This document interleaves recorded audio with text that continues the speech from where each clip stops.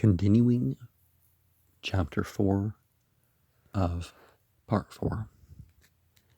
Now here are the gradations. First, concealed but cherished anger, then sudden ejaculation of wrath, and then foul and abusive language. And all these, Jesus says, are murder in several forms. He holds us to his text, that character is everything. Men consider the outward act as the horrible thing in crime, and they can do no better, because they cannot read the heart. But each man knows his own heart, and God knows all. His law covers the whole man, inside as well as outside. Jesus gives its proper intensity to the thou of the law, penetrating the inmost soul, and its proper extension covering the whole life. Thou, as Luther well puts it, in his vehement and popular style, is not addressed to a man's fist alone, but to his whole person.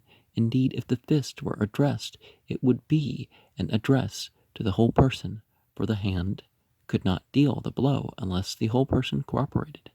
The whole act comes of the character, and is not so important to be striving to make our actions right as to keep our souls pure. The words and deeds of a man are important as showing the character.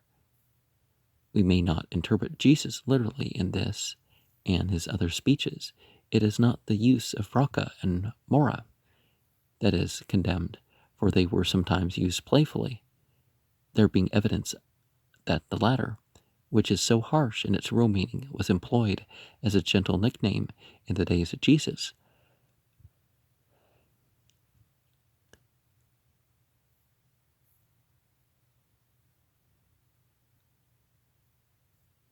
But it is the murderous spirit which precedes their uses. Jesus himself was angry, as Mark expressly asserts in chapter 3, verse 5, and Matthew in chapter 23, verse 13, and John 2:15 clearly imply. The Locke, volume 1, page 238. I don't know where that note is, but the days of Jesus probably, because that's not the same mark as we see there, and is used in the very epithet mora, which is here so condemned. But it is very obvious from the history that the emotions he had and the words he uttered in the connection give no indication of a murderous spirit. In Matthew 23, 17, and 18, it is the identical word, and in Luke 24, 25, it is the equivalent in the original, and consequently in both cases is properly translated fools in our version. Nor strictly could he have meant the secular government would decide upon these cases and inflict these punishments, and most probably by alluding to the visible tribunals and penalties, simply gave objectiveness to the spiritual fact of responsibility for character so far as voluntarily formed, and taught gradations of punishment proportioned to the sinfulness. And now that he may set the duty of loving and the sin of hating in the strongest possible light, he insists upon the necessity of reconciling differences, and this he does in language which must have been very impressive to his Jewish hearers. He taught that if a man had gone up to the temple to offer sacrifice for his sins, had even brought the victim into that court where the priest was to receive it, and in the most solemn moment of approach to Jehovah, you don't pronounce the J and the V, Yahweh. The worshiper should recollect that his brother had aught against him. No matter how he felt toward that brother, he should leave his gift there in the temple and postpone homage to God until he had made love with man.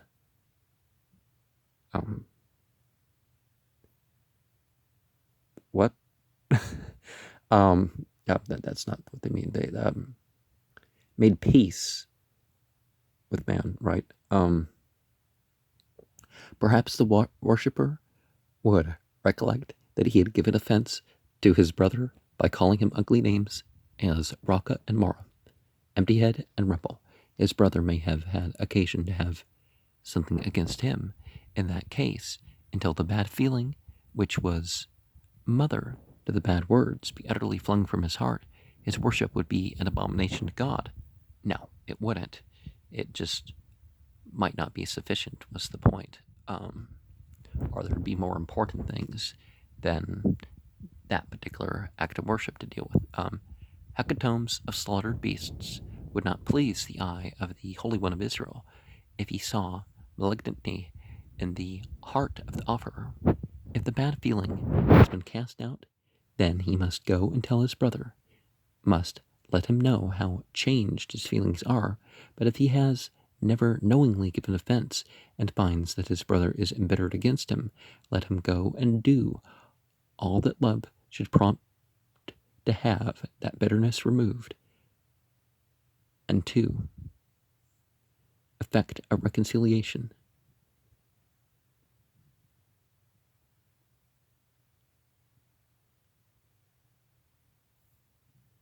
Until he had made a love for man. Perhaps they could have rendered it that way too. Let us always guard against literalism. Well, the text is right, literalism works. Sure, there are other meanings, and sometimes some of those other meanings may be more important, but to deny the literal form is basically an excuse for errors in a text.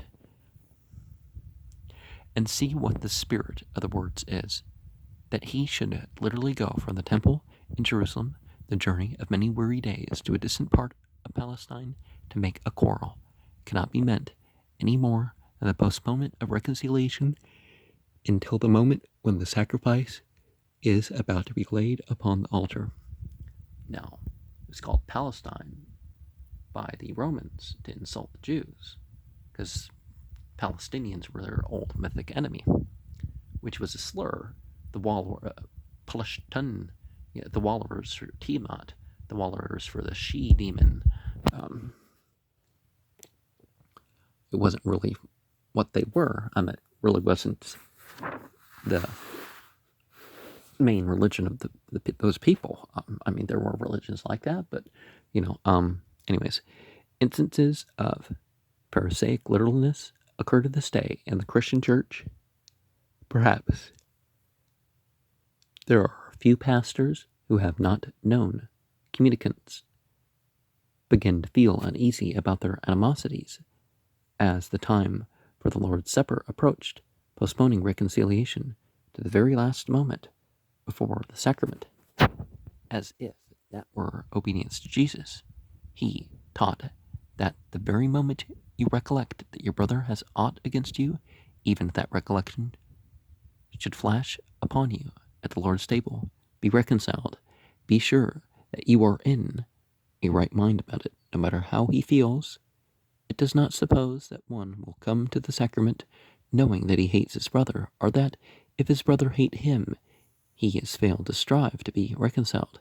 Some people's Christianity is so unlike that of Jesus. But in his heart, the work of love must be done. A man must do that. A man must not do that which exposes him to the judgment of the local court, to the sentence of the Sanhedrim, to destruction, nor must he allow his brother to do it, if in his power to prevent. If that brother has anything against him, it may lead to sin on the brother's part. If he has been called empty head, he may retort by calling his brother rebel. And if the sacrifice is for forgiveness of sin already committed, let there be no new sin committed. Yahweh will wait for the sacrifice if he know that the offerer has gone to do the holy work of love. Well, if it's a yearly thing on a timed basis, yeah, do that on time. Again, don't do the literal, don't take this literally and not do the weekly or the yearly or the monthly or whatever thing that you're supposed to do, because, well, I've thought of some where I was wrong and I should go say sorry to someone. It's like, yeah, go do that, but do it instantly. That is the lesson. Nothing is so important, not even worship. A man may die while offering his beasts in sacrifice, and woe to him if he die with hands on the altar and hate in his heart. See, this is a kind of a weird way of the idea of worship, that worship's just, rituals. And it's like, no, it's not. That such a fate might overtake one, and should be avoided, are taught in the impressive words which immediately follow. If a man is hailed to the judgment seats of civil governments, it is prudent to do everything practicable to be reconciled to his adversary.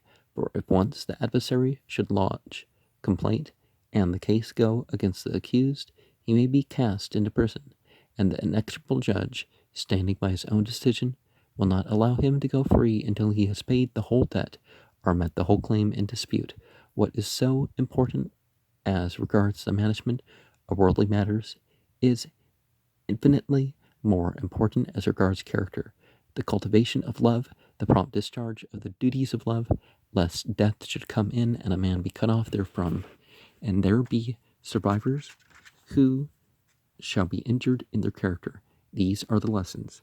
Having gone so fully into the spirit of the first example, it will not be necessary to be so elaborate upon the others. Of adultery. The second example is the law of adultery.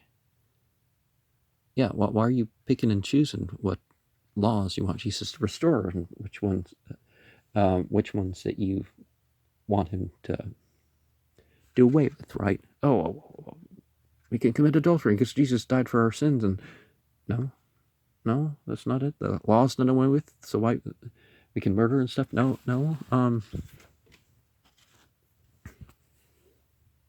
So obviously it says not a terribly sensible doctrine. Even if you ignore what Jesus said otherwise. But the second example of the law is the law of adultery. It must be observed that in his statements, Jesus keeps constantly in view that he is inculcating the culture of character, outward things being important only as they spring from character. And you even have places of worship that are trying to excuse adultery and all manner of sexual sin, except maybe they're saying, oh, find out what the law is and keep the law. There's worse things than some of what the law of the land forbids. Ye have heard that it was said, Thou shalt not commit adultery. But I say unto you, that every one who looks upon a woman for the purpose of increasing his longing has already committed adultery with her in his heart. And if thy right eye cause thee to sin, tear it out, and fling it from thee, for it is better for thee that one of thy members perish, and not thy whole body be cast into Gehenna.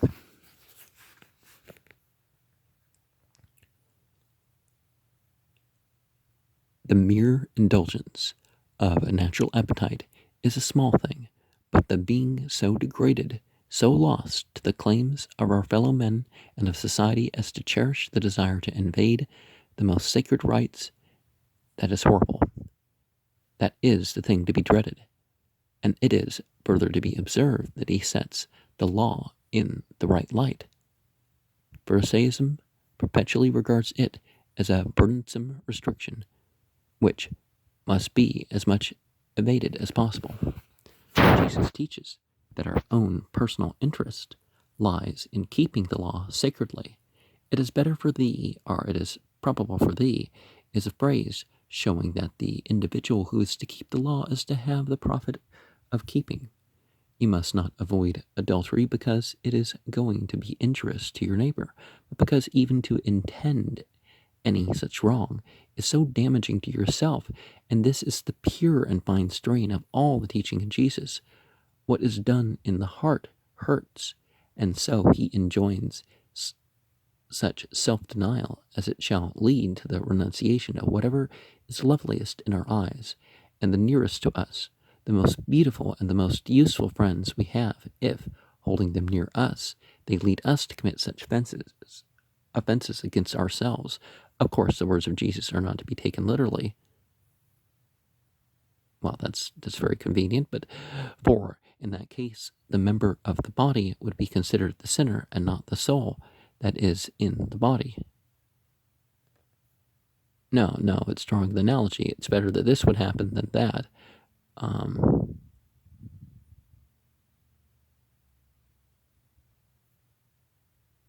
But yeah, you're not literally ripping your eye out. I see it depends on what part of the phrase, but if you draw it in a whole, maybe that whole latter part is an analogy. And not the soul is in the body. It is not the eye nor the hand that sins, but the inner man. Moreover, if taken literally, the whole world would probably be speedily depopulated. Like certain elite people are trying to train us to think, we need to depopulate. It's not for the environment or anything like that. That's certainly the case, right?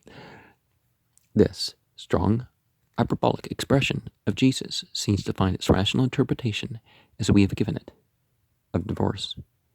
And this naturally brings up the third example, the law of divorce, as held by the Pharisees. Here again, the Pharisees had perverted the law. According to the law, so sacred was the tie of marriage that only infidelity on the part of the wife could justify a man in putting the wife away, or, having the wife executed for the crime, or the other way around, right? It's usually men who commit adultery, actually. But it's not too much of a difference between one group and the other. Moses had made this exception, not to weaken, but strengthen the marriage bond, not to make divorce easy, but difficult. But the Pharisees had made it quite easy. The school of Hillel, even going so far as to allow a man to put away his wife when he found anyone whom he liked better. But Jesus insisted upon the sacredness of the relation.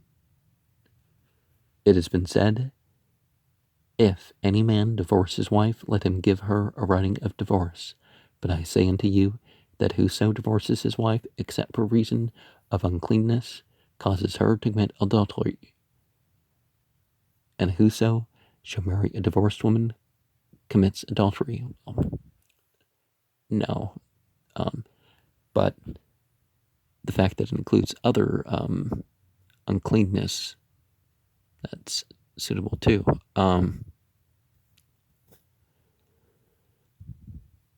Because honestly, if you're married to a good spouse, why would you, in your right mind, want divorced?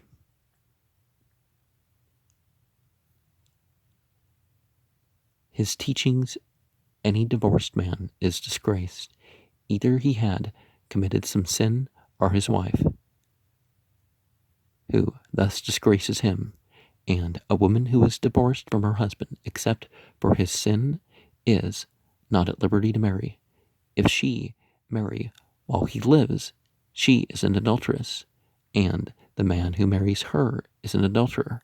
And if her husband marry, he is an adulterer. This is quite plain as Greek and English can make it, and no legislator on earth can make it right by its enactments. What is morally wrong when a man and a woman have married, neither has broken the bond by infidelity, neither can put himself or herself in the position of being parent of a child by another party, while the other is living in purity. The offspring would be illegitimate. It was this laxity of divorce that had so corrupted the morals of Jewish society. Of perjury. The fourth example, and another thing about sin is the husband that's providing, but is doing it in a sinful way. And, the woman should say something or do something, and divorce is certainly an option to deal with that sort of situation, rather than her take blame for supporting that. For example, a Pharisaic perversion is in the law of oaths.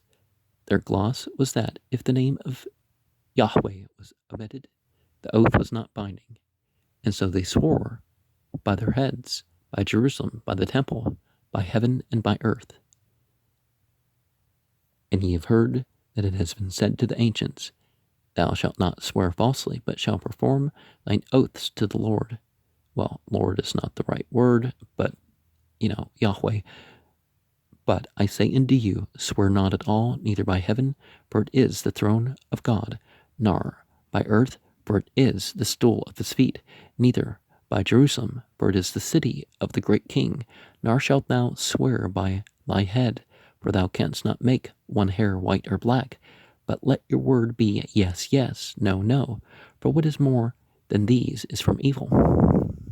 Yeah, if you can't swear by God, don't swear by creation.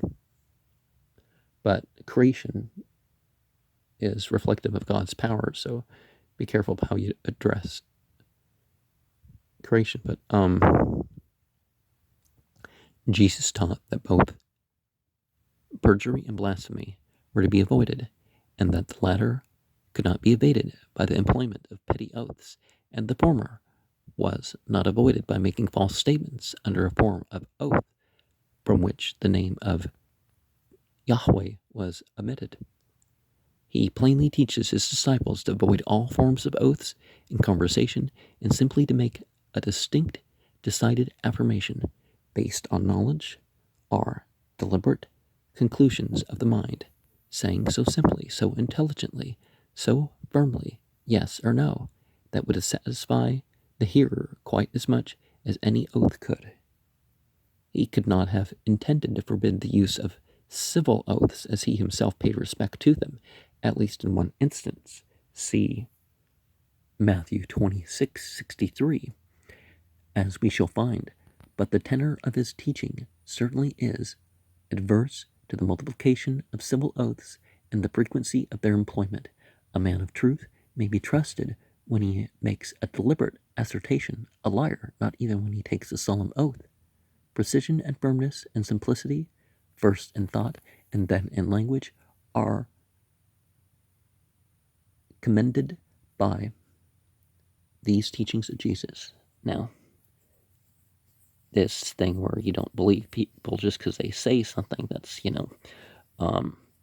that's wrong. If you to take a person that you think may be religious and they say something, or if they go to church and they're a good Christian, and there's no sign of them being Christian outside of church. That's one thing.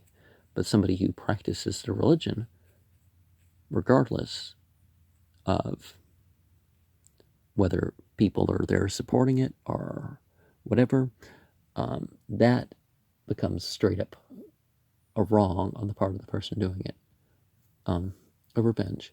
The fifth example of the Pharisaic misteaching is in regard to the law of retaliation. Again, we are to remind ourselves that in interpreting the teachings of Jesus, we are to guard ourselves against that very vice of the Pharisees which he was endeavoring to correct, namely, a slavishly literal interpretation which totally destroys the spirit and the meaning of the words, whether of the law or the great teacher. Ye have heard that it has been said, eye for eye, and tooth for tooth. But I say unto you, not to resist the evil man. But whosoever shall smite thee on the right cheek, turn to him also the other. And him desiring to sue thee and to take thine inner garment, let go to him even thine outer robe. And whosoever shall compel thee to go 1 mile, go with him 2. To him that asketh of thee, give. And from him wishing to borrow of thee, turn thou not away. Endeavoring to correct the spirit meaning of the words. The law is the great issue. The law certainly is a tooth for a tooth. and an eye for an eye, as we find in Exodus 21:24, and in Leviticus 24:20, and in Deuteronomy 19:21. And Jesus specifically asserts that he did not come to destroy that law. It stands, whatever he teaches must be an expository of the law, or an exhibition of the animus of the divine lawgiver in this statute. The essential principle of the law pervades the universe so far as we can discern, and appears under multiform phases. With what measure a man meets, it is meted to him again. The instruments of sin are made instruments of retribution. In the administration of government under Moses, the law is quite distinctly stated, and was obviously meant to be acted upon, whatever men may say of the cruelty of procedure or of the difficulty of applying it in practice. It was the law in the hands of those administering justice. It was one thing. In the hands of private vengeance, it was another. The latter was the gloss of Pharisaism. The sin lay in quoting words which the people believed to be of divine origin in order to defend vindictiveness of spirit. To what terrible social results such teaching would lead among a conquered people, chafing under their political subjugation, we can readily see. The law was intended to prevent private vengeance. It was a merciful law. It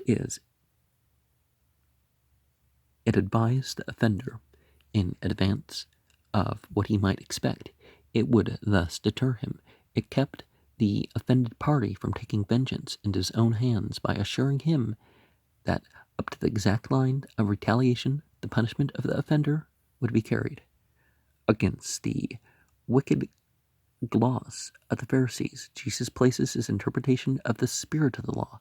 He opposes their teaching, not the law, and he does so adhering to the text, namely, character is everything. Well, his text, the prophetic figures, obviously, they had their own scripture, and this Gospel of Barnabas in Italian is an indication that Jesus would have had a whole scripture unto himself. And there's other indications towards that, but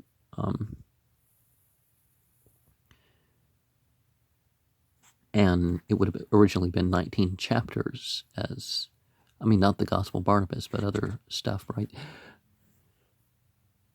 Now, that he may set forth graphically what he means, he paints three pictures of wrongs done to one, a personal, a legal, and a political wrong, and shows the difference between the spirit of his teachings and that of the Pharisees.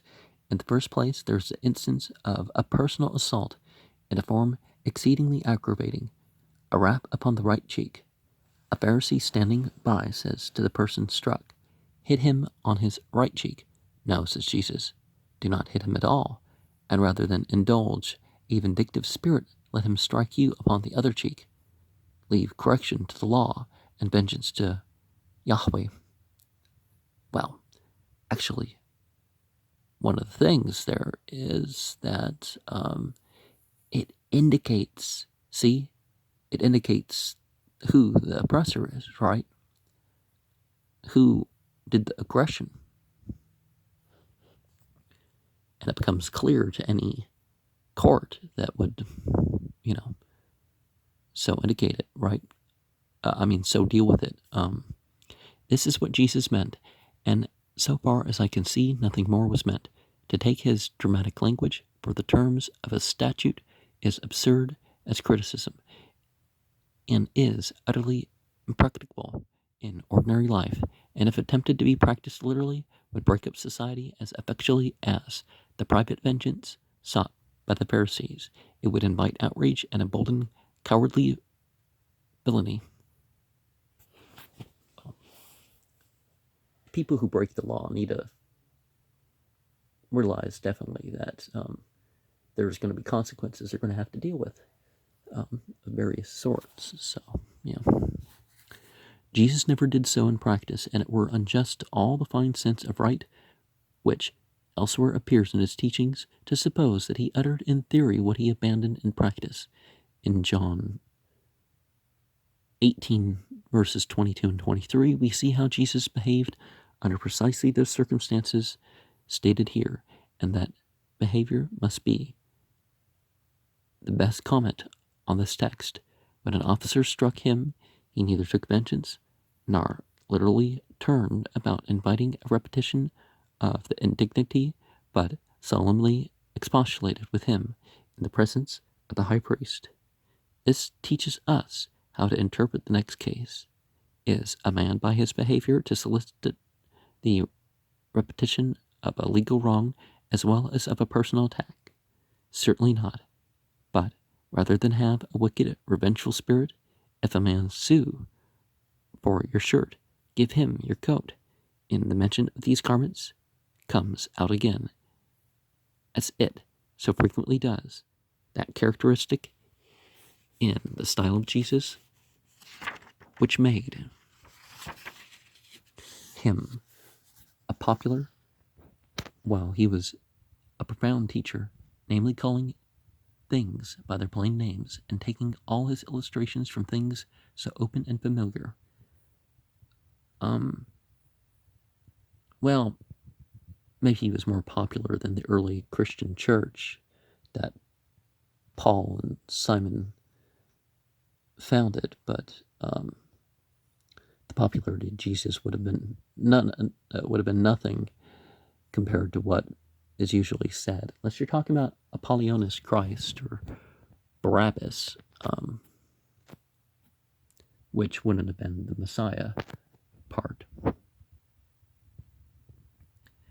The audience listening to him knew that according to Mosaic law, Exodus 22:26, even when the legal process gave the plaintiff the outer garment, he was compelled to restore it to the defendant at nightfall. But Jesus sets himself so strongly against Pharisaic teaching of private vengeance and against the modern point of to honor the code of honor, the duel and all kinds of vindictiveness, as to say that a man who stands and takes the second blow, or when one takes his inner, lets his outer garment go, is a better, a wiser, a happier man who follows up an insult or injury by retaliation. There remains a little difficulty with the third case supposed, which is that of political oppression. The verb in the original Greek,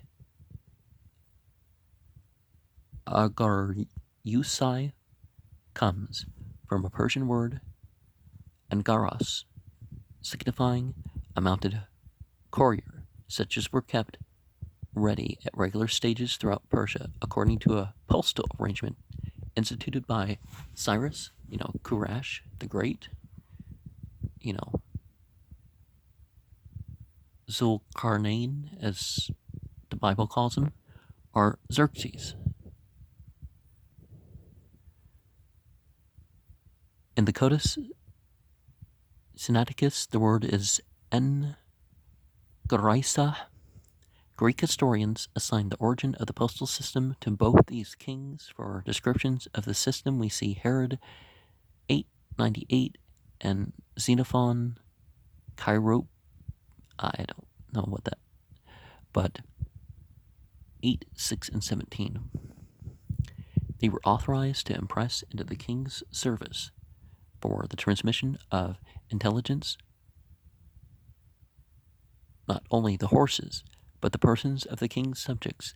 They could compel them to go. Of course, the Jews felt the utmost reluctance to yield such a service to the Roman government, which they hated. The Jews particularly objected to the furnishing post to the Roman government, and Demetrius, when he wished to conciliate them, published a long list of grievances from which he freed them, in which it is stated that he gave orders that the beast of burden belonging to the Jews should not be pressed into his service, using the very word employed in the text of Matthew, which we are now considering. See Josephus' Antiquities 23, chapter 2, 3. And well, this society, they hate foreign rule. Well, what do they have now in the modern state of Israel? Except they're not ruled by, the religion. they're ruled by some secular authority, right? And Judaism appeared because they weren't being ruled by the prophets anymore. Are their principles, and they're going to be oppressed by people that are said to be Jews, like in another state that's listed as ruled by a Jew, but it's not, it's not Israel. It's an ally of Israel. If it still exists when this video is released, you may know what I'm talking about. But and we can see what opportunities a vicious official would enjoy of spitefully oppressing the people. Jesus taught by this specific example the general lesson that no man must take vengeance on his political oppressor, that when he felt his anger rising, rather than take vengeance, rather than even resist so as to increase the existing animosity, he should so promptly show a willingness to go twice the required distance that the spite of the exactor and the oppressor should be disarmed. Thus, Jesus taught the wisdom and blessedness of goodness, the rule of conquering by surrendering. Surrender to God, really. But sometimes not fighting the world when it's not best to fight the world. He did not mean to describe acts, but to represent character. What kind of character? A mean, unimpressible, negative character that stands and takes kicks like a bale of cotton? By no means, but a character so filled with all goodness and active love that it would pass over and do more than even the law of man demanded, doing so much for even the evil and unthankful that they could exact no more. It is not the doing of these particular acts which he enjoins, but the having the spirit and disposition to do them, and we must be quite careful not to frame a statute for ourselves, for our neighbors, or for the community out of these descriptive phrases, holding that he is no Christian who does not perform these very acts, but rather understand that for ourselves we are to learn what is the type of human character which appeared greatest and loveliest in the eyes of Jesus. This principle applies to the last case described, the annoyance of beggars and borrowers. To interpret the precept literally were to break up all society. It would bestow alms upon impostors, put dagger and poison in the hands of the insane, yield instruments of destruction to children who had no discretion, and furnish weapons to the murderer for the accomplishment of his dire designs. And all this simply because we were asked. A literal observance of the words might bring things to such a pass in a day that we shall not be able to serve any others for a year. He neither meant that we should wait until asked to bestow benefactions, nor give in the very form of the request, but that we should always be ready to do good in every possible way to our fellow men. This teaching of Jesus is as strictly observed by him who makes a discreet refusal of what it were injurious to bestow, as by him who yields a prompt concession to request that is proper. It is the disposition to do good promptly and cheerfully to all men, without being moved thereto by the good qualities in them, and not being deterred therefrom by what is repulsive. And this comes out in the general precept immediately following of love and hatred. The sixth and last example, which he cites of the perversions by the Pharisees, is that which regards law of love and hatred. It gives him occasion to state down his own philosophy on the subject. The law is laid down on Leviticus 19:18. Thou shalt not avenge nor bear any grudge against the children of thy people, but thou shalt love thy neighbor as thyself. I am the Lord. God is the Lord. It's not saying Jesus is that type of Lord. And let us remember 6 orders of the Mishnah, in the song. There's a reason of picking 6.